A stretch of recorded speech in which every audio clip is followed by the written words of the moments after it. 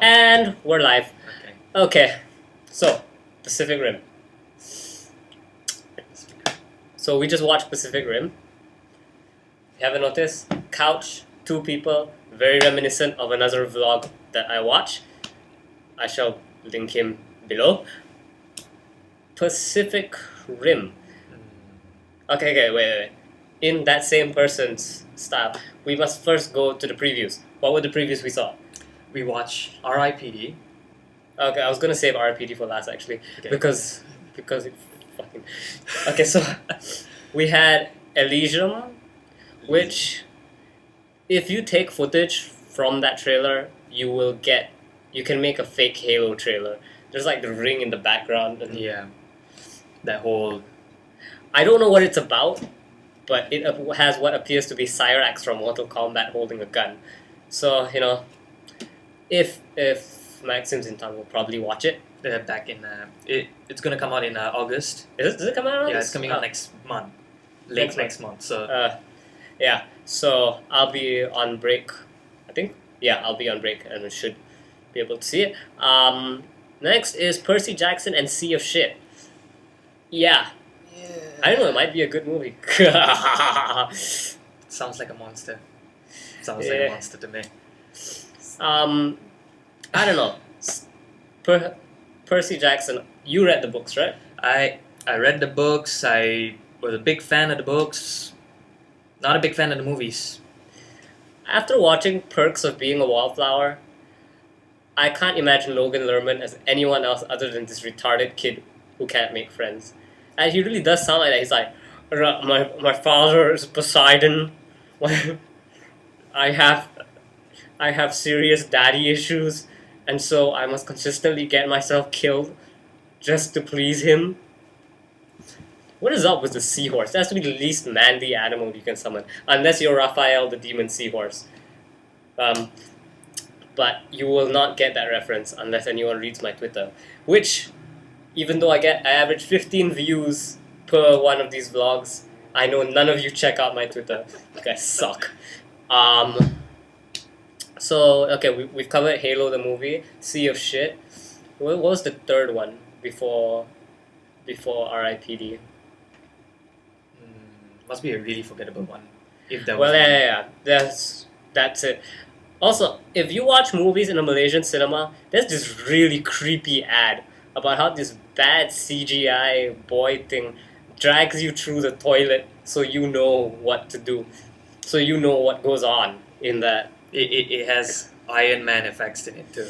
Yeah, the Iron Man. Yeah, it has Iron Man rip-off effects. Bad Iron Man rip-off effects. Yeah, you get to put on the Iron Man suit and then you go into a toilet. And start firing at shit. Literally. It's... I'd be scared. I wouldn't go, let's learn about Indah Water. I'd be, oh no! And this is in a cinema for all. I must say it's better than the Kowe bidet ads, because the Kowe bidet ads has this weird... It shows a guy on a toilet. What is with toilets funding movies? Can we get that fixed? Because, Yes. Yeah. And then next is R.I.P.D. What the hell is R.I.P.D.? It is a Men in Black ripoff. Only instead of aliens, you have dead people. Yeah, the Deados. Was that what they call them? The Deados. See, that's even ripping off Army of Darkness because they have the Deadites, which the Deadites are more entertaining because they're stop motion skeletons. These are some bad CGI. You can tell that they wanted it to be aliens. They're like, I think we're pushing the Men in Black thing too far. There's this weird cowboy guy, like Agent K, except for he's actually a cowboy. And Ryan Reynolds. I pity Ryan Reynolds. He is getting so much shit right now. He was a good Deadpool, even if Deadpool himself was shit in Origins. Green Lantern was bad. And what else has he been in? There's... It's my heart goes out to Ryan Reynolds. Get better jobs. That's the only two movies I've seen him in. Okay, so we've covered the previews. And Pacific Rim. Backstory. I watched as few trailers as I could because I've been watching a lot of Marvel movies, and let me tell you something about these Marvel movies. they will fuck you up. They will. Marvel likes to spoil their own movies to the audience. I mean, if you've seen the Iron Man 3 trailers, and though I may have said the trailers were the best thing about Iron Man 3 because they were misleading, they still spoiled like so much of the movie, like the house party protocol. If that would have been a cool thing to keep under wraps, like you're watching this, oh my god, armor everywhere. That would have been a really nice surprise to all of his fans. So. Yeah. Instead, they flat out told us that it was gonna happen. So that's Iron Man 3. So Pacific Rim, I only saw like one or two trailers, and I saw the featurettes where they talked about the design. And because I'm a design nerd, it's what we do. So, how do you want to start off Pacific Rim? You want to immediately give off a verdict, or? Well, firstly, I watched all the trailers, every single one of them, and every single one of them showed basically the same scenes over and over again. So you can't really tell that it's a different trailer. So one good thing about the trailers, they didn't really give off much. They give you the main story lot. There are robots. We made robots to fight off these huge aliens that come up from underground. We always thought life would come from beyond the stars. Go big, or go extinct. Yeah, every single one of them had the same narrator. Yeah, narrated at the start as well. So yeah, that's another thing. The main actor, he's my biggest problem with this movie. He doesn't have a very, I don't know what accent he's speaking with. Sometimes it sounds southern, sometimes it doesn't. Then again, I'm really bad with accents, but just the way he speaks like a boxer who's been punched in the head one too many times. I always thought life would come from beyond the stars. He's gonna grow up to be Sylvester Stallone. Just one day he's gonna be sitting there. Yeah, I'm gonna solo. with all his language capabilities all out of the window. I want a soda. Not about how many sodas. Yeah. So yeah, I have.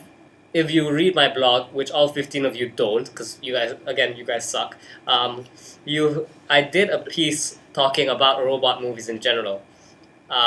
Because Transformers really set the bar for robot movies. Thank God it didn't set it very high.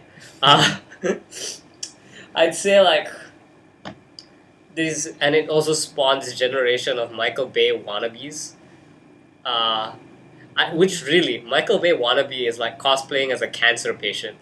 It's Battleship, man. I didn't even have to watch that movie to know it was bad. They were just explosions. They just played it like a snippet of it over and over again at the video store near my house. It is bad. Oh my god. The designs are good. A shout out to Feng Zhu because I know he worked on Transformers. Not too sure about Battleship, but yeah, very much his style. The closest thing it has, close connection it had to the game, like the board game, was that there were missiles in the same shape as those little pegs that you put in. I saw it, I was like, what? Oh. First off, Battleship, it's a game that has no storyline. It's basically just a board game. It's a board game. How the hell? It's a board game. You play it when you're bored. How the hell do you make a movie out of that? Yeah, exactly. That is exactly my point. And you had Rihanna in it. Oh my god. I'm surprised the one that didn't add that in that song. It's like, she can't sing, she can't dance, her movie sucked. but that's just Rihanna. You should do a cover. No. But whenever a screensaver comes on, I have to go fix it up because I don't have a proper camera. We're just in somebody's room. My room. Webcam. Hamtaro poster in the back there. Jigsaw puzzle, actually. Shout out. So back to Pacific Rim. Yeah, back to Pacific Rim. My standards not very high. Neither But- was mine, actually. I was like, it's because the thing about the Michael Bay movies, everyone says they have really good action scenes, but after you're done watching them, you realize you have no idea what the hell is going on. It's like vroom, vroom, vroom, vroom, a slow-mo shot. Megan Fox's boobs. And so, and then it has various tropes. Many tropes, in fact. So, I came to the movie with this. I'll post a picture of it when I can. This is a bingo list that I brought to the movie. I had written it out the night before. Let me read out to you some of the things in this list.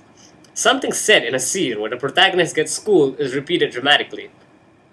I can't remember what it was in Transformers. I know there was one in Transformers. In Battleship there was one as well. And Aliens vs Predator there was, the enemy of my enemy is my best friend. Blah blah blah blah blah blah blah. I don't like you, but I need your skills. This was if you see any of the trailers, the main character, he's just that type. He's like, I'm too good for the law type. Surprisingly, did not get a bingo. Although, 10 out of 25 were crossed off. It's pretty much just bad placement on my part. But still, a lot of things that we expected of the movie did not come. Yeah, We that's were the thing. It surprised. breaks a lot of tropes about the series. Like, for example, that you just heard me say, that's what I thought the protagonist was. He really isn't. His protagonist is kind of, if anything, he's almost a little boring in that sense. The young pilot for Stryker, he's more like the typical movie protagonist. I don't need you, father. I don't know why I'm supposed to be Australian, but I sound like a cowboy. But, yeah. The little dog and He has a dog, and then he's a bit flirty. He's a loose cannon. No one understands and everything. It's not that the Jaegers aren't as effective. It's just that we have more mediocre pilots. He's that kind of character. That's another thing. There's no build up at the beginning of the movie. Straight off, they tell you what happened. They're like, okay, in 2013 we got fucked. Godzilla attacked us, and we took it down. After like how long was it? They said 5 days. And yeah, and now after 5 years, No. another one came up. And then 5 years later, another one came up, and they were like, okay, giant robots. That's their answer. That was their answer, and I understand. Giant robots. I like to think that the government is like finding an excuse to build giant robots. They're like, here, sir, we have the giant robot protocol. You can't. No one has any jobs. Build giant robots. Jobs for everyone. So yeah, the movie starts off basically at the end of this prime time of the robots, where everybody thinks that there may be another solution to this. Yeah. The robots have been successful for years. Like people stopped being scared and they're like, robots will come and kick their ass.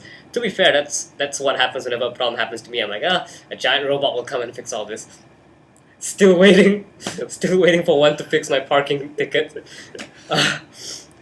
But so yeah, it's very fast. It leads you straight into an action scene. Before the title comes up, you're treated to what I would like to call one of the better action scenes of the movie. Straight off the bat, let me tell you, because what I consider to be the greatest robot movie of this generation, I would say is Real Steel.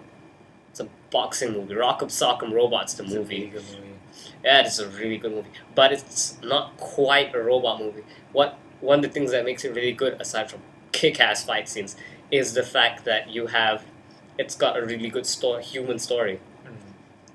Civil Rim, not so much. It's